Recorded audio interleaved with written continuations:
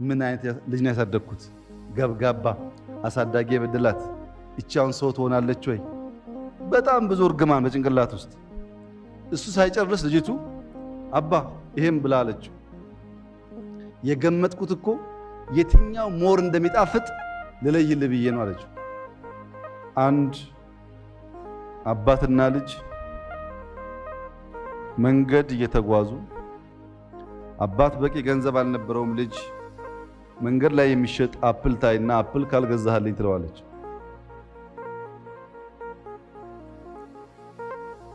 የሚገዛበት ገንዘብ አልነበረውም። ያለ የለውን ቀይሮ የቻለው 2 ፍሬ አፕል መግዛት ነበርና 2 ፍሬ አፕል ገዛላት።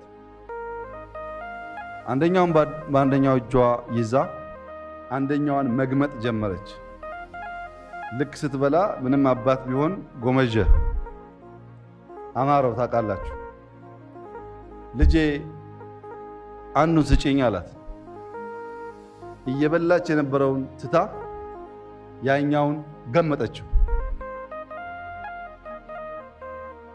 ስትገምጠው በአንድ ሰከንድ ውስጥ ጭንቅላት ውስጥ ብዙ ነገር ሮጠበት። ምን አይነት ልጅ ነው ያሳደግኩት?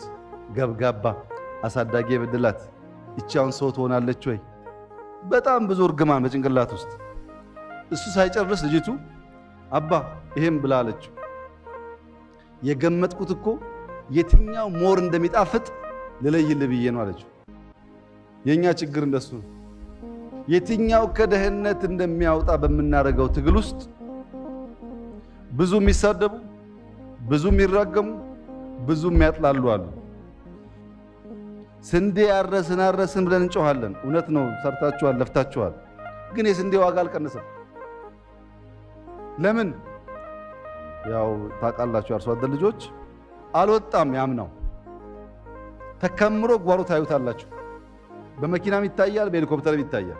እንዳለ ነው ያለው። ይሄ ማዳበሪያ ካላመጣችሁ እያለ የሚጨቀጭቀን አርሶ አደር ስንዴ ካላመጣህ ብላችሁ ጨቅጭቁት እንጂ በነፃ ማዳበሪያ እኮ የለም። ማዳበሪያ ከወሰደ በሙያ ከታገዘ ትራክተር ከመጣለት ካረሰ በኋላ ምርቱን ወደ ገበያ ማውጣት እንዳለበት ማመን አለበት። እናንተ እርሻው እንዲያድግ ብቻ ሳይሆን ምርት ገበያ እንዲወጣም ካላገዛችሁ በምን ይገባናል? እኛ ስንዴ ማሳ ላይ ቢቀመጥ ጎተራ ቢቀመጥ በምን ይገባናል? መጥቶ ገበያ ላይ ካላየነው በስተቀር